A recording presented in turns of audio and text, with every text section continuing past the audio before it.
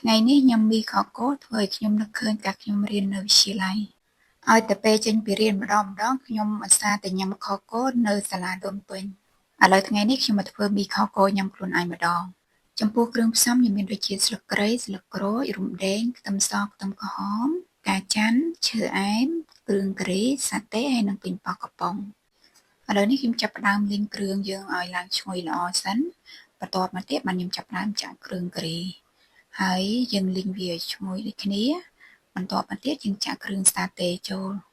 ឥឡូវគ្រឿងយើងឈ្ងុយល្អហើយអញ្ចឹងខ្ញុំចាប់ផ្ដើមចាក់សាច់គោចូលហើយឆាច្របល់ចូលគ្នាឲ្យសព្វបន្ទាប់មកទៀតខ្ញុំថែមជាមួយនឹងប៉េងប៉ោះកំប៉ុងចំនួន1កំប៉ុង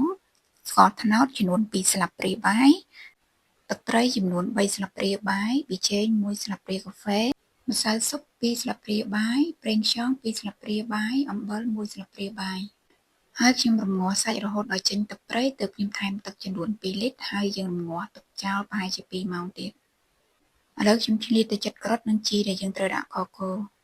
សម្រាប់ជីខ្ញុំអត់មានជីឬណាអញ្ចឹងខ្ញុំប្រើស្លឹកខ្ទឹមជំនួសវិញបន្ទាប់ពីរំងាស់សាច់2ម៉ោងហើយយើងចាប់ផ្ដើមចាក់ក្រូចចូលហើយរំងាស់កន្លះម៉ោងទៀត